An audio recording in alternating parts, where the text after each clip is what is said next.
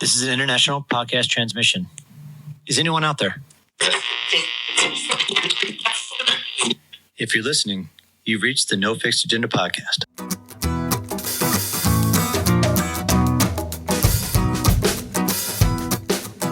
Dude, let's do you this time, bro. Let's do me. Oh yeah. You know, I don't call you Big Sexy for a reason, bro. Hi, everyone. Hi. Welcome back to No Fixed Agenda, presented by Bub's Naturals. You walked into Omar flirting with me, I guess. Yeah, I don't know. Is it flirting after so many years, bro? Like, maybe. I don't know. I don't know. I mean, let's call it foreplay at this point, maybe. dude. Yes. Boom. I like it. So, to get back to the G-rated intro here, we're talking ice cream today, dude. Man. Ice cream can be PG-13 too, bro. Well, ice cream can also be very MA-17. What's the MC-17? Isn't it? Like, yeah. What's the one below X? NC. NC-17, bro. Yeah. NC, yeah. Or MA, whatever the fuck the ratings are now. It's the rating below triple X. Back in the day, it used to be NC-17 for us back in the 80s. Oh, that's what. TV MA. Dude, I don't know, man. This is radio MA. I don't know. Dude. Radio MA, radio G, it doesn't really matter. But we're talking ice cream either way. Ice cream and talking about Handel's ice cream. Wow. And originally, I actually thought that Handel's is only a Southern California deal, but it's not. But it's not. As we find out in the episode, it's actually based in Ohio, and they've all over the nation. And I had no idea. So it was really kind of cool to hear the backstory of that. It was not just the backstory for me, dude. It was really the premise about how much they actually serve. And again, going back to the theme of a lot of our guests is they serve so much, and you think they're just serving ice cream. Reality is literally and figuratively. Yeah, awesome. They're serving ice cream, but they're also serving our young community and our young youth, especially in high school, because that's all they hire. Well, that's what I was really found quite interesting, is the fact that they look at the high school individual, want to get them into the job workforce, and give them some responsibility, right? And I thought that was really cool. You don't hear a lot of businesses doing that. And it wasn't just like, so there's other topics that you and I talked about, in how the decay of our youth in regards to social media and all that stuff, and how Handles is playing a role in trying to break that and showing them some responsibility, giving them some work history, give them some work experience, getting them out to the workforce so that when they go out into their normal day-to-day lives, or they grow up, they have that experience, which was it helps with their development overall as young individuals, man. That's pretty cool. Yeah, it's really fun. And we get into a lot of really fun topics too. Like we talk about flavors and how they actually make those flavors in-house every single day, which I thought was really cool. And it's not one of those things where it's a processed situation. It's made in-house, and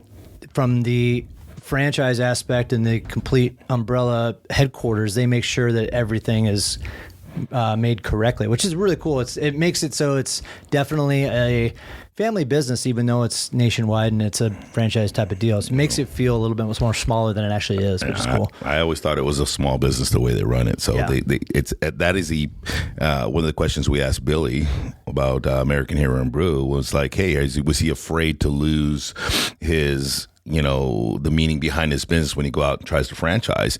And the Handles franchise is really the epitome of what they have that small business feel, even though they're a bigger franchise. Yeah, which is pretty amazing. Yeah, so it's a fun episode. If you are in Carlsbad or Oceanside area, go check out the Handles there. Shawntae Fleming is the regional manager for Handles. So she was on our podcast today, and she kind of gives us a breakdown of the Handles and really how she got into it as well. So it's going to be a really fun episode. Yeah. This is No Fixed Agenda, brought to you by Bub's Natural.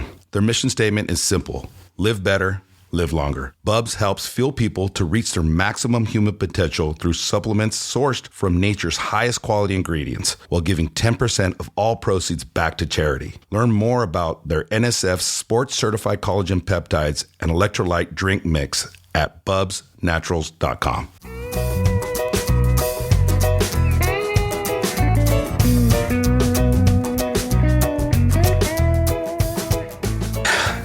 Trying to line everything up, get everything taken care of so that I can step away and not have to worry about Answer 80,000 calls. Yeah. You're still going to have to answer 80,000 calls. Yeah, I won't answer them, bro. They're just going to come in. The roaming data in Mexico, man, is pretty rough. Crazy. Yeah, dude. Well, and then like just a $10 thing dude. for when you don't have an iPhone. I guess that's the problem. Wow. Are you iPhone? Yes. Yeah. Oh, God. I don't understand. I had a Samsung at one point, which the photo quality is really good. Yeah. The galaxies and I'm everything. glad you said that. We're recording now, right? But We are recording, but I'm going to edit that out. yeah, but it's like almost everyone has an iPhone. What? Just See? like I heard they're getting sued though. Is it recording? Yeah, but we can talk about it. It's fine. We can talk about it. Well, I heard that because you know how you can't share it if you send a picture. Yeah. They found Apple did that, which everyone knew that on purpose. Yeah. Oh, Yeah, of 100%. course, I because they heard want there's a people. big Yeah. lawsuit. over Well, yeah. it. Yeah. Apple's been doing that for years. And Yeah. they've known that for years. Yeah. I can honestly, you said you had an Android once. My very first experience with phones, I had Androids for a long time. Okay. And then I switched when I was in college. I did Apple because I had a Mac, but coincidentally enough, my Android actually communicated better with that than my Apple product. So Yeah. I've never had good luck like syncing everything, but now I'm like, whatever. I'm not switching again. I just try not to talk to people that have Samsung phones. I love how everyone says you ruin the group chat every time. Yeah, there's always one Hey, that ruins it. I've tried. I'm old. Whatever. Yeah, I think we're all pretty Jeff's close. older than me. I'm older No, than you. I was Yeah, like, Jeff's I don't- older than me, Yeah, so, and I'm yeah. older than I look. Yeah, I had Blackberries, right? Oh, yeah, Blackberries were a thing, But man. you were cool then. Yeah, 'cause oh, yeah. Not that many successful people had Blackberries. Well, see, I was right? working in the corporate world, Yes. so I got a BlackBerry, right? And it was like the first one was like the Nextel Blackberries. You remember? Yeah. There was like Yeah. a chirp thing, Yeah. and it was like a whole thing, right? And then when the phone started becoming like small TVs, right? Everybody's like, you got to get an iPhone, and I got an iPhone, and I literally want to throw it through the wall. I couldn't do it, and then so I was like, I'm not doing it. Android came out and I was like, oh, this is more like it. And then Windows, you remember the Windows phones? Yeah, I Yeah. loved Window it. phone, I had dude. that. Oh, It was really good. perfect. Yeah, it was really good. The Windows. There was no apps, Yeah. but from a professional and what Yeah, I used it I for, liked it it was too. perfect. I Yeah. got all my spreadsheets, everything. And they were like, the phone's being discontinued. Shit. Nobody was buying it. Nobody was buying it. So I was like, fuck, I guess I'll go back to iPhone. I And had so the I was same- on iPhone for a year and some change, and I was ready to freaking jump off a cliff. I was the same. I refused because everyone used to walk around with the cracked screens. And I'm just like, I can't do it. Yeah. I'm kind of OCD and I'm like, I'm not going to ever get something. Yeah. And that's the same. I didn't go for a while. It was probably iPhone was popular for 5 years or something. Yeah. And in fact, so bad. I was like so outdated that when I went, I was like, I just need something. I'm directionally challenged. So I used to be the one that printed MapQuest. Yeah. Yeah, or Prime. Okay. Yes. Wow. Okay, Prime. so now you are showing your age. Yeah. Yeah. No, I said MapQuest, yeah. bro. I would print it step by step. And one wrong turn, you're like, great, I'm in there crying. Like, I have no idea where I'm going. So when I went to get a new phone, I told them all I need is something with GPS. And they're like, pretty much everything now? at this point has that. And so then I switched. That's when I got Apple. Yeah. And literally, that's to this day, my phone is like Maps. And I don't know how we did that before. Yeah. So much stress. Remember, you used to have to go Dude, there into was a the gas station. And you pull out that Yes, big ass map. yes. Dude, no, remember, I used to have a book, like Yeah. the maps. Yeah. The thick ass books, bro. Yeah. And I'd be like, No, all right, yeah. Yeah. the worst. I called someone one time. This is before I think, remember, there was a while phones existed where Maps wasn't on there. And I called and I was like driving. And he's like, what do you see? And I'm like, the mountains. He's like, you're going the wrong way. Turned around. And I'm like, I am not literally like I said, the number one app for me is the maps. I'm like looking on, even when I just go A to B, I'm looking at the time. That's the thing is I may not need the directions, but if I need to reroute, I'm like, okay, this is good. Every time I drive somewhere, it's a problem. Wow. Sound like my wife. Directional issues is an issue, right? I'm 15 minutes. I was literally 15 minutes early to everything because I'm like, you never know. You never know what you're going to walk into. Yeah, I'm 15 minutes late. She got here early enough. She got here early enough. I put her to work and almost unloaded the U-Haul up. I would have helped. That's not true. She offered. At the last case. There's one case of, do you need some help? Yeah, perfect timing. Wow. She was here that early. Yeah. I've been sitting here waiting for you. What the heck, man? Dude, I've been, as you can see, I was on another call. And I had another call before. Anyway. Oh, my goodness. Let's get to the real reason why we're here. The real reason. Yes, thank you. The main reason why we're here. Shawntae, thank you for joining us. We are here to talk about Handel's ice cream today. Yeah, nice. baby. What everybody likes to talk about. Yes. Ice cream. What did you tell me? You are serving smiles. Yes. Serving happiness. We're serving happiness. I agree with that Yes. sentiment. Just serving happiness here in Southern California. This is the second conversation row. We're doing a locals conversation with local Carlsbad. You could definitely tell that Omar and I live in this area, that we're chatting with Carlsbad and Oceanside businesses and folks, which we love and we support. So thank you for coming in. Appreciate it. Excited to be here. So we want to know everything there is to know about why Handel's has such a crazy line every single day. Before we get into that, I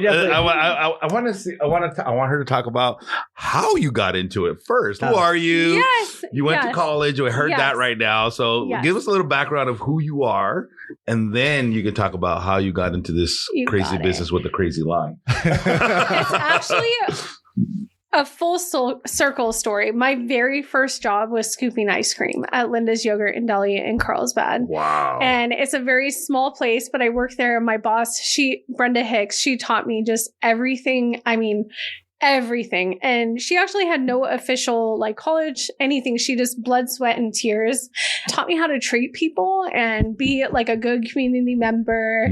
And we saw families year after year. Everyone came in. It was all the same locals, same families that would come in there. So I saw that we homemade it. We did sandwiches, ice cream, yogurt. So that was my first job. I actually worked there for 15 years as I went through college, and I always had another job, but I became like the little mini mayor of Carlsbad. I knew everyone because they would all come in there. Well, I was in the village. I grew up there and I just loved it. I really was the second. So I started their catering menu. I was doing events. I was doing a lot in the community. And even though it was a tiny little place, so that's where I started. And when I had my interview there, it was either between there or working at a pet store. So way back when I was 15, I got hired. Where was Linda's at? By the Carlsbad Inn. Small little tiny little hole in the wall ice cream yogurt place. Is it still there? It's gone. It's the sweet spot now. Yeah. But that's where it was. Teeny tiny little space. Like the little candy shop. Right yes. About, yeah. So then it's between it's right behind Daily News. By Norte's. Yeah. Right in there. Right. Yeah. Carlsbad Inn. Yeah. Right next to Daily News. So it was ice cream and yogurt and sandwiches in there. Oh, okay. My boss, at the time, she had taken me to get my driver's license. We were so close. She was basically like my family member. So fast forward, I went through college. I was going to culinary school. Before that, I went to Miracosta here locally. And my mom is a commissioner now, but both my parents worked super hard. Like we saw them. My mom cleaned houses to put herself through law school. Super cool story. Because sometimes when I say my mom's a judge and my dad has a business, sounds like I was raised probably bougie. Spoiled rotten. Yeah, you but bougie we were not. girl. Yeah, we were not. Yeah. Exactly. So we were definitely not. We were raised, my mom would take us, sit us on the couch, would watch her do that. And then my dad worked super hard. Fast forward, went to Miracosta. My associate's degree is actually in criminal justice. They were really pushing me hard to go to law school. I've always been in hospitality and I love it. And the first time I went to court, I actually cried because the person just stared at me for 15 minutes. My teacher was like, you can go. Get out. And I'm just like stressed out. And so that day I said, I'm not made for that. I want to go hospitality. I want to make people happy. I want to be in the food business. I was so devastated. I went to tell my parents. I was bawling my eyes out and they were like, Yeah, we're not surprised at all. You have when I have game nights, you have 7-layer cakes over there. And like we raised you. We know that you love it was to. really amazing. So I learned, I was like, oh my gosh, all these expectations really I put on my own self. My family was like excited for it. And they got to eat all this food and really experience the whole journey with me. And I actually went from I was never a bad student, but I never loved it. But I actually graduated top of my class, second, and highest honors, president's honors, all this stuff. So I have a culinary arts and a business management degree from the Art Institute, little private school in San Diego, but I got a lot out of it. Wow. So during that time, I was like a restaurant food and beverage manager. I opened Wyndham. I don't know if you guys are familiar. There was a restaurant there called Seabreeze Cafe. Okay. Yeah. Opened that from the ground up at 22 years old, learned a lot. I was really successful at school and work because I was actually learning and working and combining those at the same time. Right. So you always hear when people are in school, go get a job, even if it's the lowest thing you can do, learn because a piece of paper is not going to give you all that experience you need. So go to the culinary thing. So what was your specialty at culinary school? So this is so crazy. I love sweets. I'm actually known for cheesecake. Okay. So I have been known to, I used to make cheesecakes all around. So the I like question Flying is, why Bridge. don't we have a cheesecake? I brought you guys ice cream. I'm Handel. Yes, I'm Handel. she did. There's ice cream in the freezer. She did. Yes. I'm hungry, dude. I'm Yes. gonna eat it right now.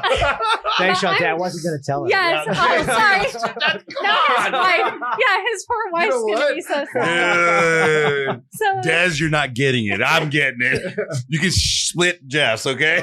Fair enough. it's a pint. Yeah. But I actually did cheesecakes. That was when I always had these like side hustles. I had a pet business before it was popular. By 16, I had 365 days a year. I was booked for people booked me as a 16-year-old to watch their houses. So I always had this like side hustle mentality going. And so I was able, like, a lot of that went to school or trips, things like that. But in culinary school, sweets were my dream. But you can't believe about my last quarter, I got this crazy rash on my arms. And I'm like, what the heck? I tried everything. And they're like, oh, you have to go gluten-free. So it really changed my whole pathway. Wow. I ended up not going down the culinary arts. I was at being a chef was never my goal. Like Right. I love people. I'm like, I need to be in the front. I want to be with them, see all the action. So a lot of people will ask me, I got positions for Ritz-Carlton. I always wonder what would have happened, but the wage is so low, as you guys know, for any culinary positions are really, it's not good. So me at a young person, I always thought it makes more sense to learn like a food and beverage manager can go resort operations all the way up, but not really in the culinary side. You don't. You become like corporate chef. But at least from the front side, what's going on the back side. Yeah, totally. Right. So you can. I was actually really successful for that reason. I opened Urge and I did all the events. And so cool. I could. Urge in San Marcos? Yeah. Mm-hmm. Wow. So I could communicate with the chefs and book events. And it was always really good because the chefs knew what I was talking about and I wasn't selling something. But there's a disconnect sometimes with sales positions and that where you're telling a guest, oh, you should get this. And it's not in season or it's not going to be good for their group size. Yeah. And in fact, even when I was in that position, there's a lot of times I'd hop on the other side and help them start plating or help them whatever needed to happen, dishes, you name it. That's important. Why? Because you're describing why I was successful at logistics because I entered in as like building pallets. Like I was stocking and doing things. And then when they hired me to be like a director or a manager, I was like, oh, we're short on forklift drivers. So, made me invaluable. That made me so valuable as an employee, right? Yeah. Go ahead. Yeah. So the full circle is, so I ended up going management, Bistro West, Urge. I worked some of these different restaurants and Urge was my last events and everything like that. I wasn't even looking to leave, but I born and raised in Carlsbad. I just love that city. I didn't know much about Handels. My best friend's aunt actually had pancreatic cancer and we would go get Handels vanilla and she'd get sprinkles on there. That was my only experience. So I didn't have this huge lifelong thing, but one day popped up and it said Handels ice cream in the village. And I was like, oh. I'm going to go check it out and just see. And I fell in love. Our owners are so amazing. They're the type of people you talk to. I had to be like, oh, this is an interview. like I had to remind myself because they're real easy to talk to. And I had actually never taken my resume and just said, I'm going to take this and sit with this person. It was always, I knew the industry is very small. And so it was really good at that point. I could see they had interviewed about 35 people for my position. And so my experience, and it was funny, almost every interview I had when it went back to my longevity of how long I worked at Linda's Yogurt. I'm like, but I have $100,000 degree. Like, can we talk about that? And I worked for like $1,000. I worked for like these corporate Wyndham and like all these. No, everyone loved that fact, that loyalty side of it, and I felt the same. It was this great relationship. So yeah, that's how I got to Handles, and it really went back to my first job experience that my boss had taught me so much. And we have all first-time job people, and I thought, here's my chance. I was actually a culinary arts teacher, and I missed that being in restaurants because I wasn't getting that kind of satisfaction for seeing young people grow. And so I thought, oh, that's my perfect combination, is all my experience still being a teacher, because that's what it is at Handles, is really teaching young people of you matter.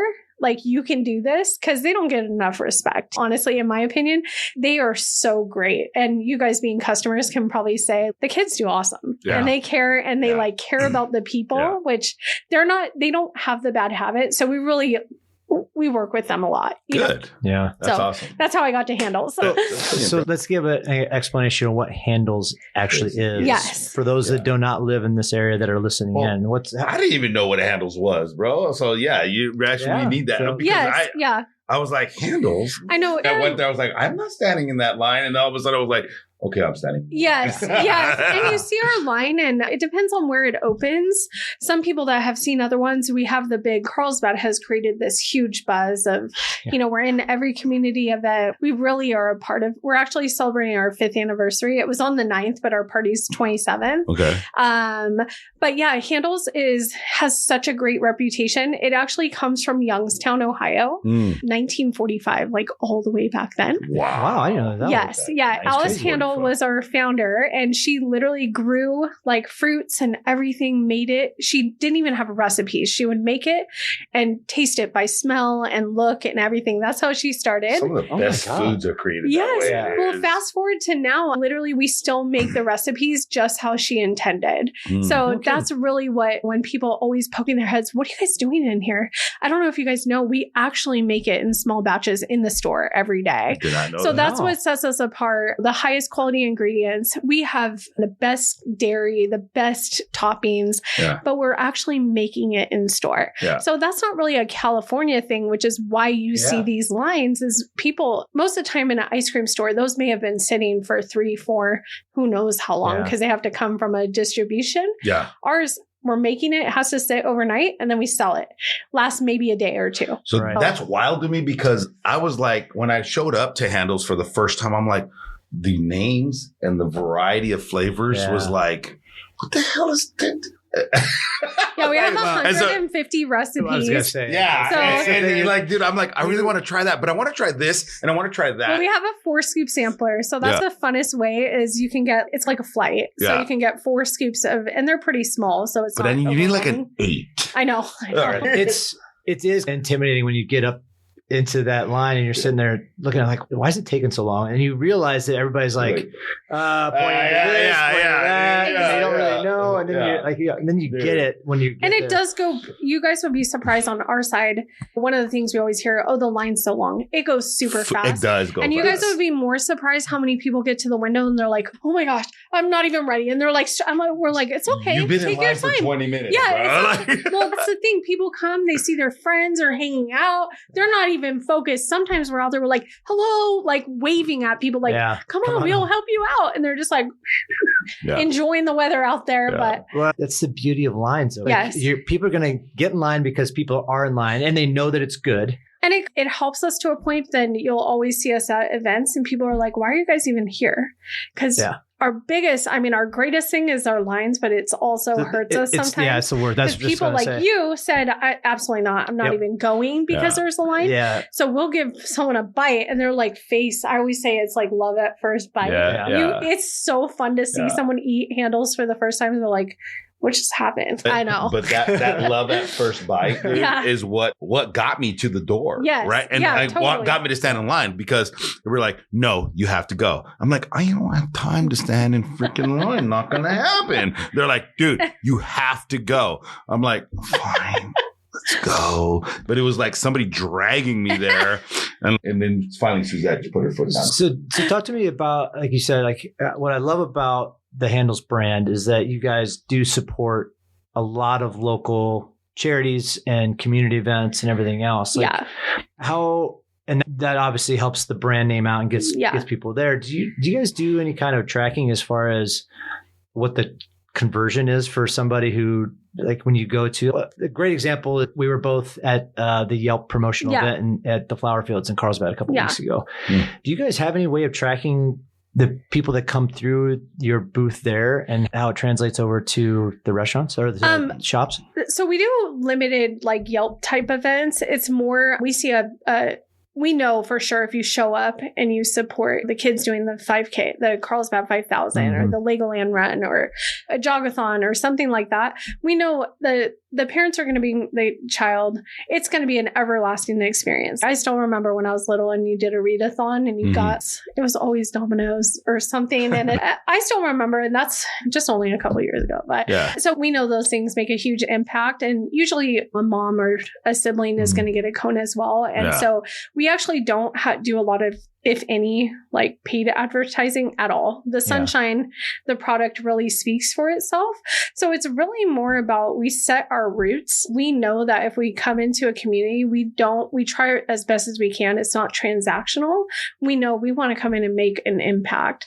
And so it's not really, we do see the return because I don't know about you guys. If someone cares about the community, you want to go there. Tom's is a good example, right? They donate a pair of shoes. You feel good about buying. You're maybe going to get a second pair, right? Right. And so it's the same for us. We know that if we're showing up, and we know giving kids a first time chance, huge, right? They may stay in the community and be better contributing members at some point. And it's hard for them to get those jobs, but anything from readathons.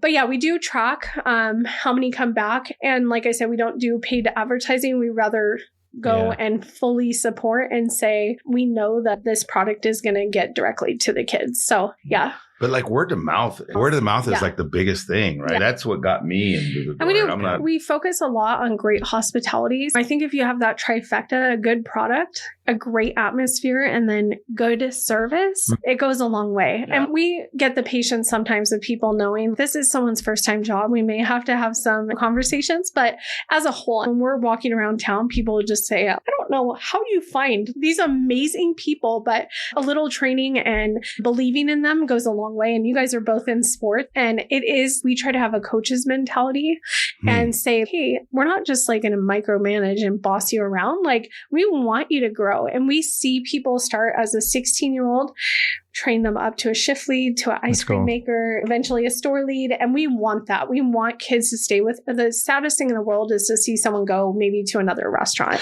versus our guys is we've had 2 Navy SEALs and we have people going into nursing. It's really cool. So talk to me about, so it sounds like you guys are very passionate about bringing in like young adults or young kids and into getting their first job, which is amazing to me because I've been working since I was 9, but and nobody gave me a chance, right? I had to knock on a lot of doors and do a lot of things, and you're basically opening the door. Talk to us a little bit about that onboarding process and what do you do to recruit these kids in, right? Like you said, word of mouth is huge. And if we treat the teams, we get 30 to 50 applications a week. It really is. Wow. We have these great team members.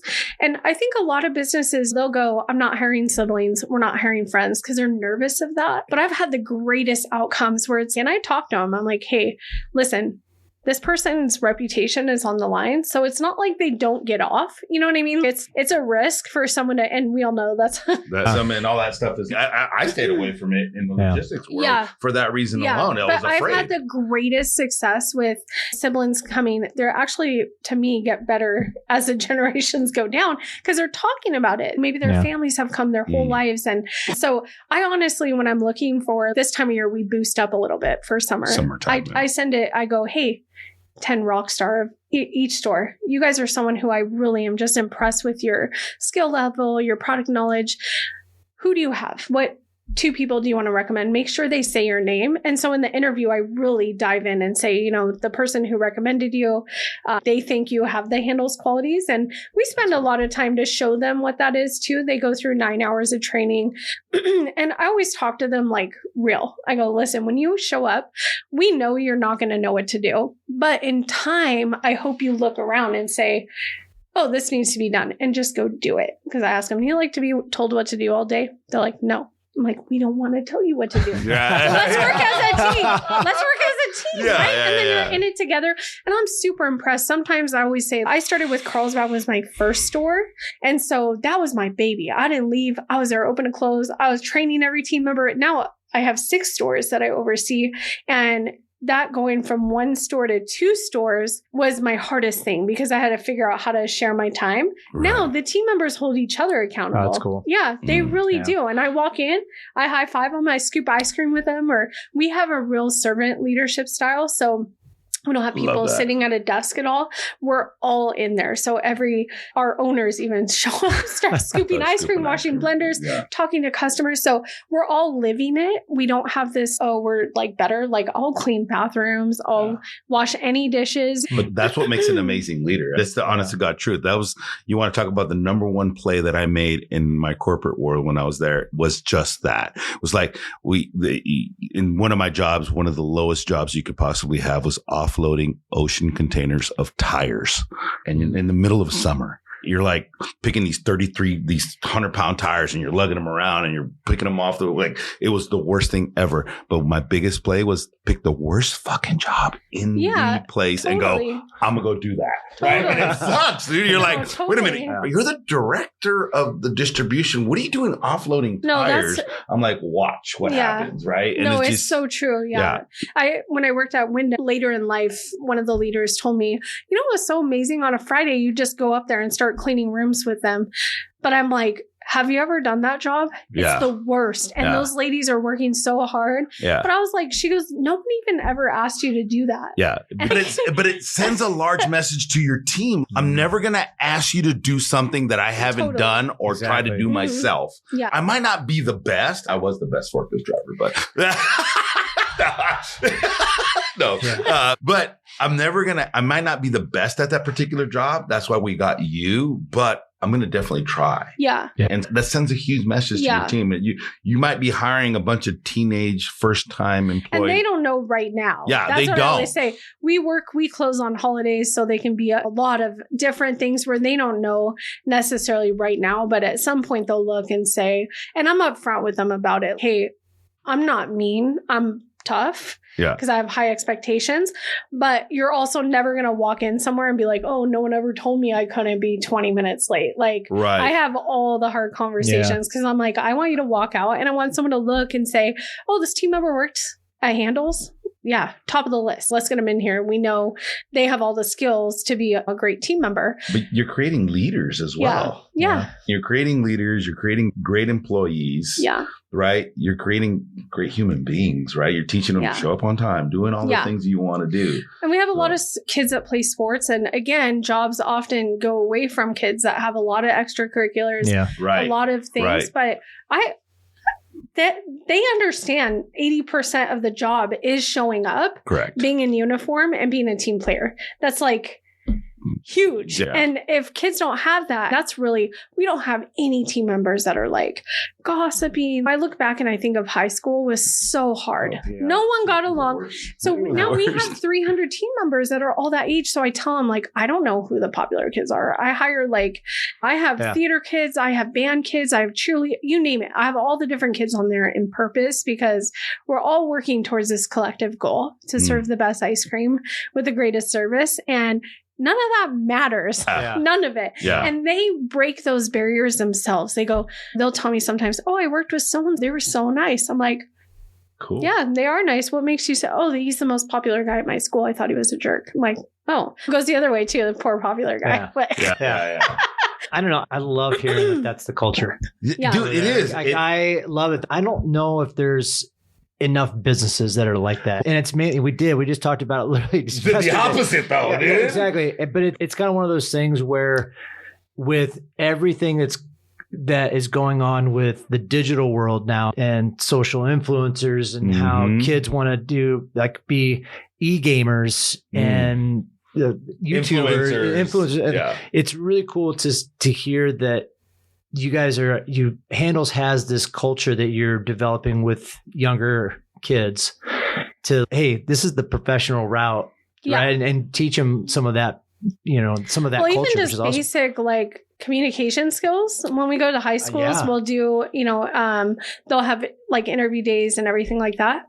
They don't know how to do it. Yeah. And one of my experiences with our kids, I could not understand it because the phone's ringing off the hook. I'm like, guys, answer the phone. And they're like, I don't know. I don't know. I don't know what that is. I don't know how to. No, I don't know. they're I don't know how like, to. I don't know what to do. And I'm like, what do you mean? There's no screen on You it. just press talk. Yeah. And they're like, I don't know what to say. And I'm like, oh my gosh. So I'm like, wait, you're more nervous of that than talking to a real life person right there? Like you're scooping them Yeah. ice cream.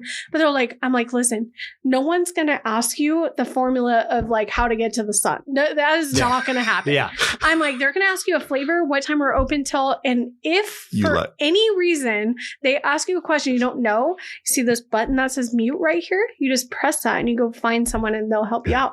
But they'll come to me all the time. The phone, like wanting to sell like this. I'm like, is it on mute? They're like, no. Hello. But then I'm like, yeah, when would they have ever had to do that? Yeah. They just Yeah. text. Yes. Even when we're hiring, 3 years ago, I realized no one calls back. No one. I No. text everything. Hi, I'm the regional manager. So for Handel. that's funny. That is funny. Go full circle here, bro. This is a full circle. That's funny because, conversation. as I told you, we had the owner of American Heroes in yesterday, and he said the exact opposite. Oh. The Where- opposite. The opposite, dude. where Yeah. he hates texting and he'll call and talk to everybody on the Yeah. phone versus texting. So it's no so, one answers. No one. No I shit. also have a Yeah, I younger know. age, but no one answered. Like zero. Yeah. I was getting, and I never had to try. So that's why I'm like, what is happening right now? Yeah. And then one text led to, oh, this is easy. I just copy, paste, change the name and the time. And so all funny. of them, like 50 responses in a second. I'm like, okay. I love hearing the differences in Dude, this. Yeah. This is nuts, so funny. bro. This is so funny. But not just the differences. Like I'm going to touch on it because we were talking about how soft the new generation is. And what you're talking about is you're meeting these children where they're at in whatever stage they're at in their development, right? Whether it's lack of communication or lack of work ethic or what have you, or desire. And now you're making them into these viable, amazing people that are Navy SEALs and going into big jobs. And like, you're literally changing the mindset of this new generation just by doing what you're doing from a recruiting perspective. I think it could be like anything, how you look at a generation of, oh, they're soft, but look what they just had to go through. 2 years of a pandemic, things we've never seen, still like and it's hard on them. I see some kids, hey, I have to ask them, you know how amazing it is that you're like here showing up and doing a good job? No, I'm like, well, you should be proud of yourself because I don't know anyone your age that had to go through this so far and you guys are doing a good job. And they really need to hear that because yes, it feels like. But that empathy is powerful. No, it is. And I think it's needed because it's like we're just moving on and we're adults that can say, oh, that's terrible that we couldn't go to basketball for a whole 2 years, but it's these guys really had. I look at a lot of the kids, and we stayed open during COVID. And one of the things I'm most proud of is I called every parent we had, and they said, please keep my kid. Because I was like, listen, your kid's not held hostage. If you want them not to work during this, they will still have a job at some point. But I just I didn't know, you know, their comfort level. They're like, please keep them. And we had that at the time was like 60 people, 60 teenagers, but their brains were going. They were still doing stuff. And a lot of kids now, opposite end, suffered a lot during that time just because of the lack of social interaction and everything like that. I do try with these newer ones. I'm like, hey, you're doing amazing. Because they have a lot of pressure. I look and I'm like, AP classes were not a thing. Maybe I knew 2 people. Yeah. Now it's like all our kids have AP classes, all doing like all these extracurricular. They get up at 5 and they go and then working. And I think I don't think my brain had to switch about 2 years ago with the generation. Cause I also was like, oh my gosh, I'll ask, what's important in a leader? They're telling me to be respected. I'm like, what? Wrong. It's like you feel like, okay, that's pretty cool. You feel like that right now. They don't understand you have to earn it.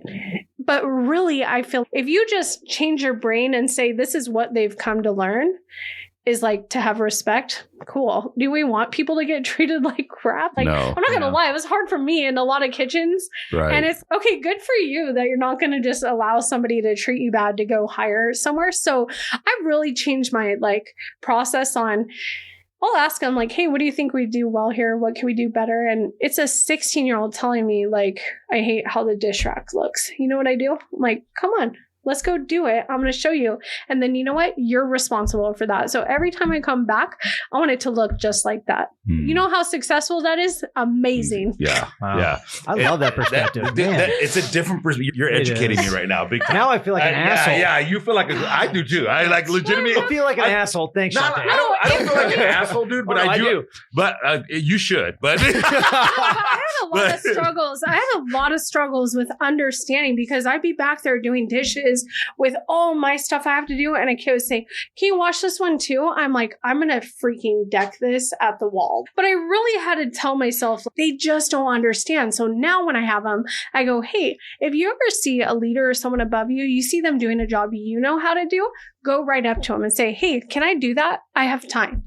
I go, you know who gets promoted? Those people. So that's how you get. So I try when I get like frustrated, I'm like, okay, how can I show them? Because someone's not telling them. That's a problem, right? And we do a lot. The second they walk in the door, I go, would you be offended if I asked you to like go clean the bathroom? Most of the time they go, no. But if they go, oh, sorry you feel that way. You're going to do that while you work here. There's no punishment work. But even I will clean the bathrooms and mop sinks. I go, it takes a lot, our whole team to be on board. And even recently I had a good lesson of, like I said, I have a lot of friends. I have different siblings. And I asked a girl, the trash cans just had ice cream and all this stuff in there. This seems simple, but I try to show the team, you'll never have to scrub a trash can if you have the bag and you immediately put in there. As an adult, that's an easy thing. You get it. Really hard in the store sometimes. So that's okay. I see it. I'm like, we're going to clean all the trash cans today.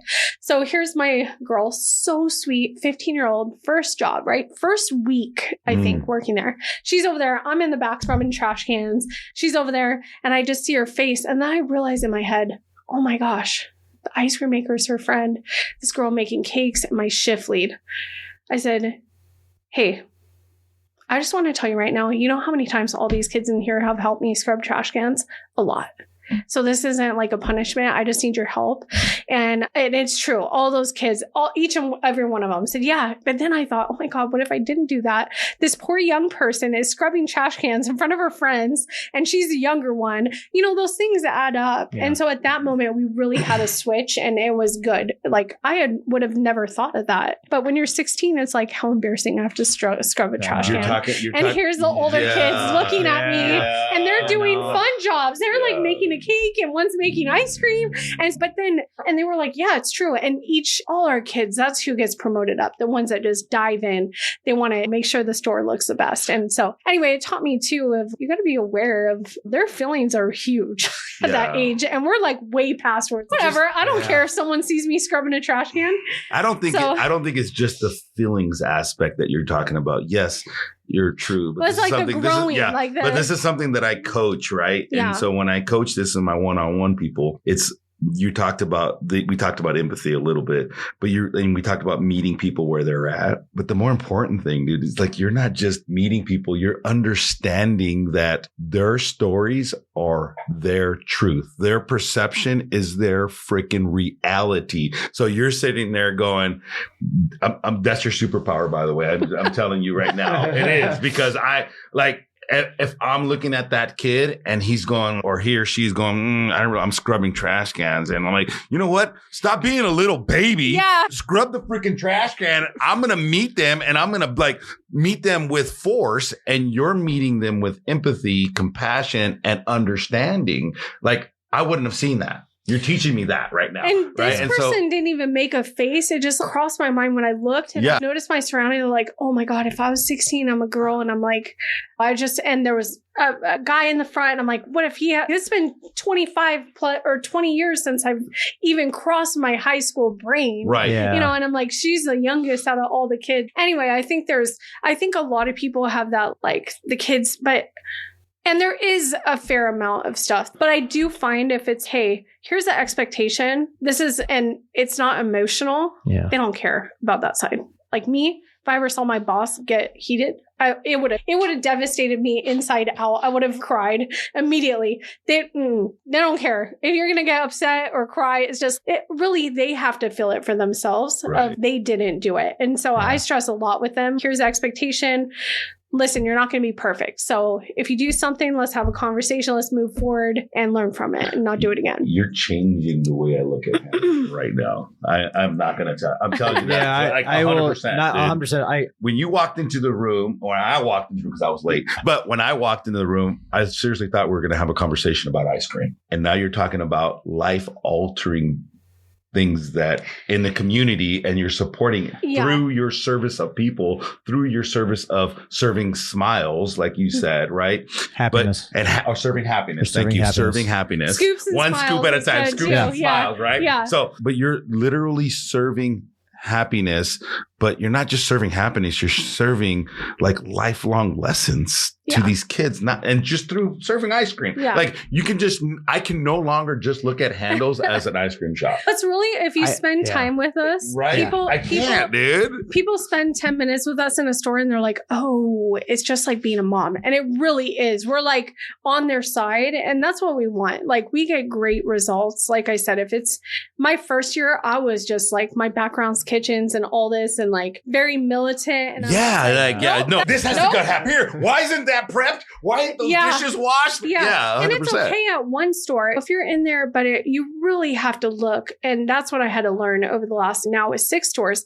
You have to, I want to trust the people around us, and I want to know they're doing their best, because if only you in a building, it's only be great when you're there, you're never going to have a success ever. And so that's why, even though it's a 16-year-old scooper, I literally put all the trust, like, you got this. Yeah. Here's what you're going to do. And you do it every day. And it's not perfect. We have a lot of conversations. We have a lot of things that we work on as teams. Nothing's ever perfect, man. Come on. Yeah, but we're definitely trying to create that environment where they do have a chance. They can learn lessons. It's not easy, like I said, because we're doing a lot of cleaning, and dishes alone at Handles is like, yeah, I can. And I show them first day. I go, guys, see back here, we don't have a person back here as a dishwasher. We're all in it. But some kids never had to do chores ever in their life, so we're teaching them. That was our complaints today, right? Yeah.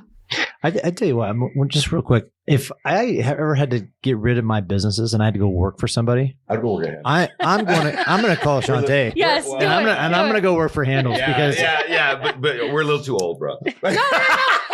It's definitely a career. Like, I have people. I have about 10 people who are like, this is their career. And that's the focus for Handles as well, is that it's not just a scooping. Like, they're going to have, people, obviously they need to open more Handles. Yeah. We're right now going in between becoming a national brand. And what better way what a cool story of, I literally worked there when I was 16 and now here I am, and I own my own Handle. I think I know the answer to this, and you don't have to go into detail with it. Yeah. But Handles isn't a family-owned business at this point anymore? Is it more of a franchise at this So point? a lot of people get confused on that with what a franchise is. There are corporate stores in Ohio. Okay. It is a franchise, but the franchise is operated by local families. So Okay. our owners live here. There a lot of times I also didn't really understand how a franchise worked, but it is a local family. All the kids work in our stores. They're going to the local schools. They're hanging out in the community. So it's not some disconnected person who's sitting like states away. They know every employee. I talk to them every day. So they're real people. So yeah, so they are family owned. Do any of the corporate people in Ohio ever make it out to some of the spots so they get a chance to I think see? our company as a whole I was really nervous because I didn't have any franchise like experience or anything like that. They're so supportive and they are really just like any brand. They want to make sure that you have the same experience store to store. So they're often just coming in and checking ice cream or saying hi. Serving and up some ice cream for themselves. that's actually where I trained. Yeah, they eat ice cream through the whole store. That's part of our thing. Super fun. But yeah, I went to Youngstown, Ohio to train there, and I could not believe it was like 9-degree weather. And people were lined up getting ice cream. Yeah. I'm like, that's how I knew. At that moment, I was like, this is something special. Yeah. And I knew, and I was like, wow, when I was training, we were making like 20 batches, 30 batches or something, which is a lot for the winter time. But yeah, people were lined up out there in parkas, like getting ice cream. What is happening right now? Yeah. What is going on? So how does, from that angle, and you talk about you guys having to make the ice cream in-house in small batches, what is the process for corporate to look at you guys to make sure that everything is being prepared correctly? We have a person who's in charge of that. There's different people per state. They'll come down. We just had ours last time and they do like an assessment. So they go to all our stores and make sure we're following like the Handel's way. I'm a big rule follower. And I try to show our teams that too, is we have the health department who comes in. We have FDA. We have all these different people, our owners, me. I do a walkthrough every single week in every store for 2 hours. And just to see the staff and see how everything's going. And Carlsbad is my main store. So that's the one I'm usually at. But yeah, so I try to show everyone, don't do it the night before. I don't want that mentality. We should always be ready. There's a book called Making Magic, and they talk about that. If you're always ready, it's not stressful. So I try to show our teams, this is an extension of our brand. Like, don't be nervous of them. Same as me when I walk in. Either we're doing the right thing or we're not. Like, so, there's always a little extra prep when someone's going to visit. But I'm like, guys, we may not know. What happens to the ice cream flavors that don't make the cut of So I'm going to go with this. I'm going to go somewhere with this in a second. I like the path you're going because I got a question. Yeah. Let's say you run out of an ingredient or too much of an ingredient gets added.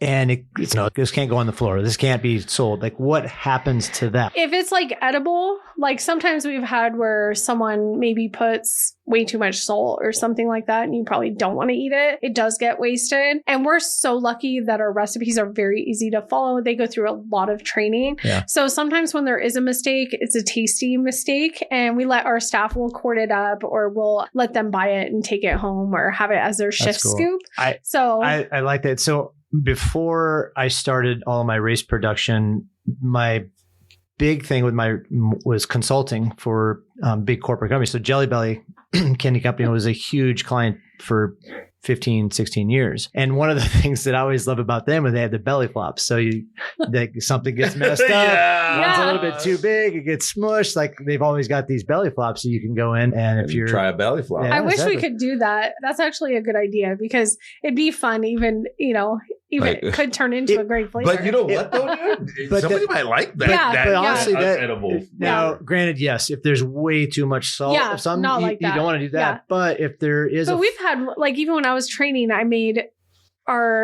it's called Cherry Magnolia, and accidentally I put black raspberry in there instead of cherry, and it was so delicious, like a black forest I think cake. that would be cool. That's where I was going, right? Yeah. So that would be cool if you did little tasters of, hey, this was a flavor that didn't make it. Or flops of the week or something like that, dude. Really cool. And then as people are hanging on the line, or, hey, do you want to try just a little scoop of this one?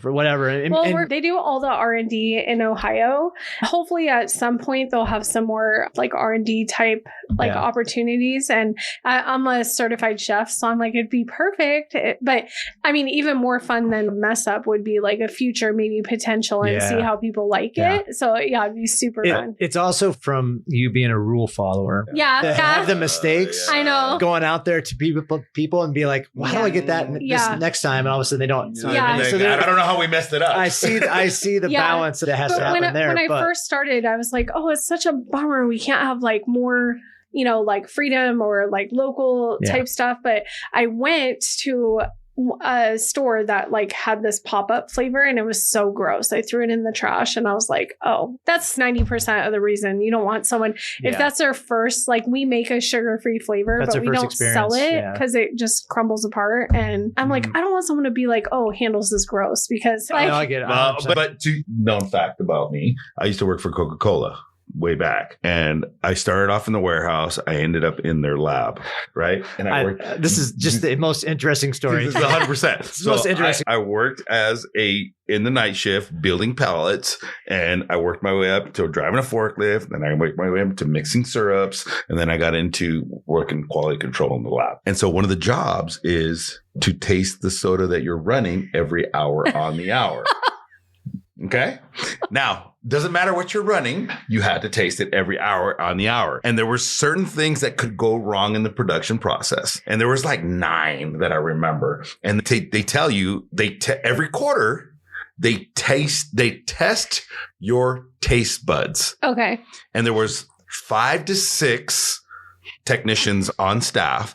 And so they would blind test us and they would go, okay, it was all Coca-Cola or whatever it is, just to say Coke. And they would say, okay, this is oversalted. This is chlorinated. This is like everything that potentially could go wrong on the line. They contaminated those things. And your job was to see if you can taste at least half or more of this, what's wrong with those samples without knowing. So it was a blind test. And if you could not do that, you could no longer work in the lab.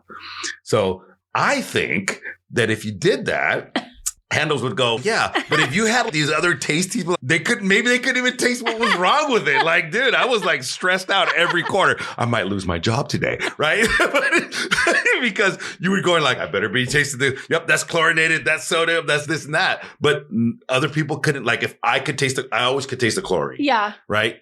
But some people could never taste the chlorine, right? So maybe just if Handels can do something like that, hey, Handels, I'm asking for a flop of the week, mess it up, and let other people see, man. You never know. Did you know I was not a taste tester for Coca-Cola, bro? No, I did. Yeah. That wasn't the story I thought you were going to tell. I thought it was maybe going to have too much caffeine or something. No, so the taste on that. Probably. Yeah. But didn't you tell me a story at one point that you have the first bottle? Oh, yeah. That's that is the story I thought you were. Okay, so let's go to this one. This one. All right. This is a good story. So my claim to fame is I bottled the very first bottle of Dasani water. Nice. That's my favorite. That's my favorite. Really? Yeah. You don't want to know what I know. I know. Don't tell me. Yeah. I don't know why Dasani and Aquafina are the ones, and I know it's probably because they're not the best. But. Well, it's not even this water, right? Yeah. It's gonna hydrate you, but yes. But Arrowhead tastes like milky and creamy or something weird. So to me. all it is. No, wait, hold on. Do you want to know? No. Do you want to know? No. We'll leave it as such. Yeah. Oh. I don't want to ruin it for her. Yeah. It's not bad. You can it's tell not me. bad. You It's can not tell me. bad. It's city water. Oh, really? That's all it is. It's city water. Wait, it's city water. But what city water? Whatever municipal city water is there. I saw that Coca-Cola does that. Yeah. They go and they buy, and does it actually? We don't have to get into. No, I can't because I heard a lot of. Yeah, but it's city water. Wherever they bottle it at is whatever city water is provided to them, and they strip it down to nothing. So they do a reverse osmosis. It's just filtered water. Yeah. But it's stripped down to nothing where there are no minerals. To it, okay. right. Okay. So it's like distilled water. Yeah. So they strip it down to distilled water.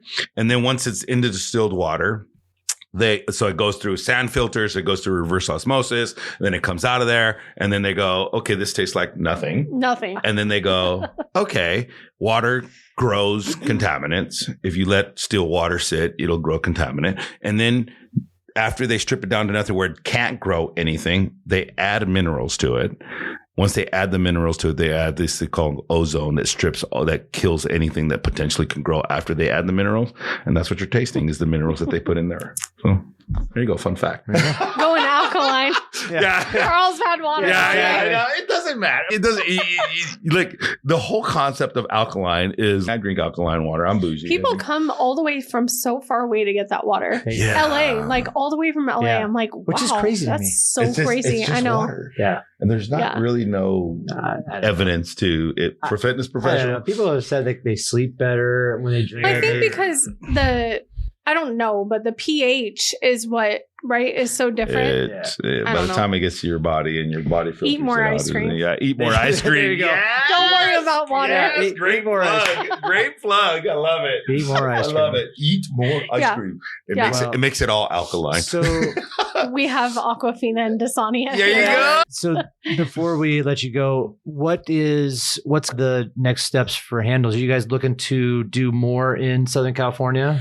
I do think there's a couple in the works. I know out in Temecula, they're working on a couple more projects. So I'm not entirely sure where. I usually don't find out until we're like maybe 6 months before, just because how much is already going on. And then, we'll start talking And to about that. get back to the family that owns the ones here, is it the family that kind of looks at different spots, or does corporate help out with that and say, listen, we should go into these areas, or how's that work? There's like a set of guidelines that they'll say, obviously we're in a pretty popular area, but sometimes they're up and coming. So you can see like Oceanside wasn't, and Vista. Yeah. Those weren't necessarily, even San Marcos, sleepier areas, but really from what I've seen and learned so far, a lot of times they like to be a little bit out of the craziness. So that way the families will have plenty of parking, and they know Handles will bring a crowd. Yeah. So it's not always like in the heart of the downtown. Like Carlsbad is an exception, but you guys probably remember that part of Carlsbad was a ghost town. Oh yeah. 10 years ago. That's changed over the last 7 years. Entirely. Entirely. Yeah, now it's like the place to be. And so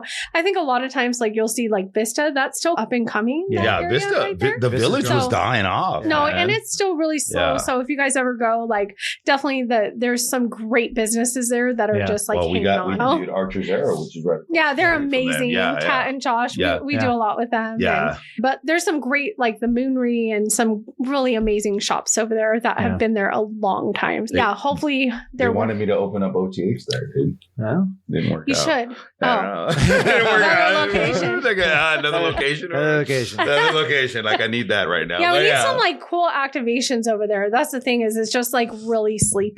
Oceanside has a lot of tourists and everything. Carlsbad, There's a lot There's a lot going on in those two spots. Yeah. Yeah. And that being next to coast helps out. Yeah, exactly. for sure. People are still trying to figure out Vista. Yeah. I think the people that are living in this area are still trying to figure out Vista. Yeah, I Vista is continuously growing, but there's so much that needs to still be developed over there that it really hasn't gotten to that point where people are just going to Vista just to and there's the restaurants, but also it's a little tricky because even the retail spots, they close when the restaurants are busy. So it's like, weird. And not only that, it is a little sleepy, but the parking situation sometimes is really rough there. Mhm.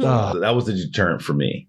Like if I'm good, I have a fitness business, and parking is like the number one issue for us, right? That's becoming the issue here in Carlsbad. There's just no parking anymore. Yeah. No That parking. is we're pretty lucky because we don't rely on people. I mean, it still affects us when people can't park, but luckily people are usually like walking by and they get ice cream, like they're on a mission. So, but like this, because the village is like a destination, people are usually going there to eat and hang out and walk to the beach. And so they can walk to Handles, right? So Vista doesn't have that. There's no real attraction. There's no beach. Yeah, there, we right? definitely, I know we're talking with the chamber and they definitely have some cool ideas. So. But the chambers, from what I hear, the city chamber's of Vista the best. is amazing. Yeah, they're the place best. to open a business there. No, one thing I see they do so amazing in Vista is the chamber, the city, all the city council people. They're always they come to everything. And them, I know each, like Joe Green personally came on our opening day, like presented us a challenge coin. Like I literally almost cried. I'm like, what just happened? But also the kids in our store, like I've known Joan my whole life. Like every city council person is like that. The mayor comes to the sheriff. So it does, even though it's not as busy, it has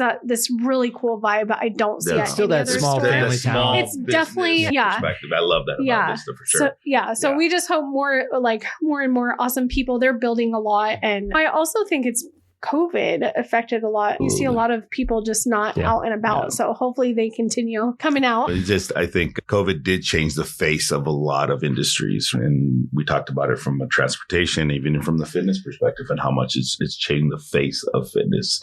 And so I hope it doesn't change too much the ice cream in the industry, because I think Handel's doing a phenomenal job from a leadership, and just nurturing children is huge. In the community, I know we touched on that a little bit, but we're literally in every school. We're at football games. We always donate back. We really do know that what we give out comes back, and people want to support a business that's... I got a question for you, though. Yeah. Nobody can see it because maybe you can. What's the apple for? That's like Feeding San Diego.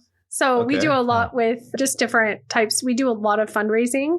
So the San Diego Food Bank, this one I think actually they did all the 4 chambers came together, which was the best day of my life because it's hard to split my time. They're all in one area. And so if you've never been there, the San Diego Food Bank, they're the ones that will do the big tubs, like the peanut butter drives. Yeah. But they have a location in Vista. And then I think San Diego's their bigger one. They just do small stuff here, but it's huge. And so they'll hold different things throughout the year. So we did a peanut butter drive, and that's cool. Yeah, we're constantly like anything with kids, like Promise to Kids, we're going to be doing some more stuff with anything that aligns with our same brand goals. What's the Promise to Kids? That is, so for the month of May, we haven't really released it yet, but we're going to do a special package, and we'll donate a portion of sales all back to Promise to Kids. I ask about foundations and what the services is because as a business owner, I want to be able to do the same thing. I think giving back to the community is a big part of just owning a business. 1, 2, you're giving back. And then, like I said, what you put out comes back. Yeah. Right? And we've really tried to foster these long lasting relationships where it's not all day someone will be like, oh, can you donate a $25 gift certificate? I try to look and say, what's something that we can actually make an impact? So that's how we're there at the football games is, hey, let us come.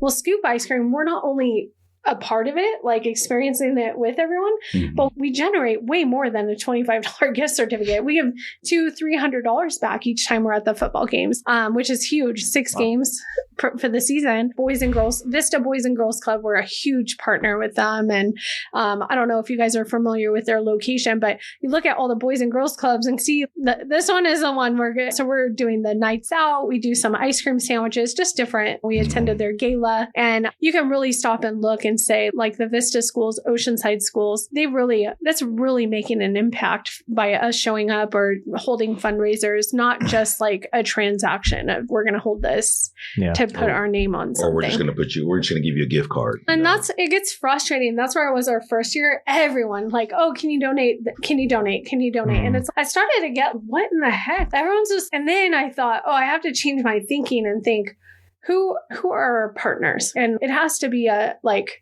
beneficial thing that we're going to grow together, not just like, here you go and I never see you. Let's work together to make the biggest impact we can so it's beneficial for everyone. So are these places that are asking us, are they booking us for events? Or are they, is this something that we're like in this together? Because it's easy to be like, hey, will you give me this? And then you just walk away and it's, it hurts your feelings a little, like we don't see it. But now when we scoop like Red Ribbon Week, for instance, I think in my head, what are the things that kids are really going to remember? Oh my gosh, so cool. Handles came during Red Ribbon Week. Boom, we're tied to something positive, whether it's reading, Red Ribbon, a jogathon is, what are they going to remember? And a lot of times the motivation, the principals and the teachers will say, if we say Handles it's like a three times the amount of participation. That's so cool. yeah, Wow. we definitely know it has a huge impact. And so we decide, like I said, it's tough. We rarely ever know, but sometimes people will reach out. We're going to have a pub crawl. It's probably not. It's probably not. us. It's probably not our thing. But thanks for thinking of us. Pub crawl and ice cream. We're like, we have we're in Germany, like another country away. I'm like, oh no. But yeah, we really do try to. So That's good. Yeah. That's cool. Thank you so much for coming in thank you, guys. and just sharing with us that, like, I honestly, truly, I have so much respect for the Handles brand now, just talking to you and the process you sit and take with the employees and everything else. And it's like, it makes me want to Gives me go hope. and patron Well, the good. brand a lot more. I mean, For me, it gives me hope, right? And for our youth. And so creating environments and situations and circumstances and opportunities for our young people, just through serving ice cream, like I always tell young people this, try everything once and you never know. Yeah. Definitely now for you listeners, and I don't know our audience is going to be young, but if you have kids for our audience, send them over to Handles for their first job and see if they're capable of doing it. And when they come, tell them not to give up. We a lot of times hire people that come to the store. Like, I think a lot of the ways someone just thinks, oh, I applied, I should get the job. But work hard and show up and show that you want it. Yeah. I've hired kids right on the spot. Wow, this is like the 6th time I've seen you. Yeah. Like, I can tell you really want to work here. Yeah. And not a lot of people do that. Like, someone will interview, and in the interview, they'll say, so when do I start? I'm like, that's not how this works. Yeah. But no, I'm glad you guys see that, because we are constantly trying. We always say we're really good at doing the things, but we're really bad about bragging about all the things we do. Yeah. And so we are not like transactional. We are immersed in the community 100%. And it is bigger than just ice cream. And we really do believe that and know that. And that's why we spend so much time doing the things we do. So the businesses that we own are not just a transactional thing. I think Jeff can talk about it from a trail racing and an event perspective, and people go there and his community is amazing, right? Same thing for me. It's not just fitness, right? It's serving the community from day one. I think Handles is doing the same thing for you guys. Thank you. This has been an international podcast transmission of No Fixed Agenda presented by Bubs Naturals. You can rate, review, and subscribe to our podcast on Apple, Amazon, Spotify, or wherever you find your favorite podcast episodes. NFA, over and out.